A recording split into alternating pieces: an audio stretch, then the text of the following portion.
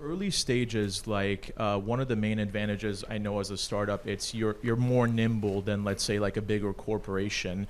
But at the same time, most early stage startups kind of need funding, and I've heard from a lot of sources that, and I've also heard from like a lot of sources that this happens more with angels than VCs. But when you take on funding early on, a lot of you're kind of beholden to certain expectations, and then you lose some of that nimbleness.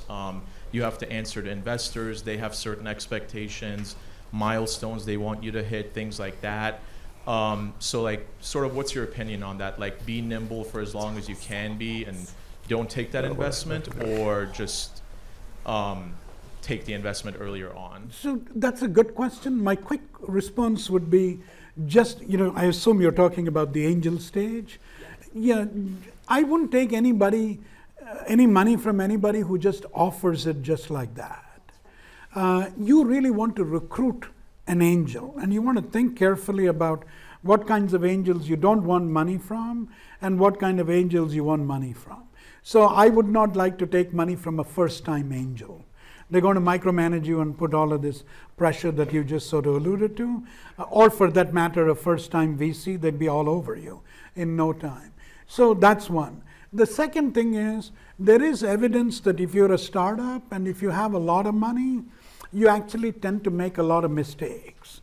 You hire too many senior people, you give away equity easily, and it actually meshes well with the research on creativity.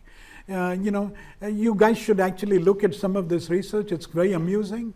In one experiment, they found that if you put people in a dark room as opposed to a bright room, people in the dark room actually came up with more creative ideas as opposed to a brightly lit room, just to give you an example. So you just kind of want to make sure, putting and creating constraints and obstacles is the key to leadership. And you want to think about, what obstacles do I need to get rid of so we can do things quickly? What obstacles do I need to sort of put in?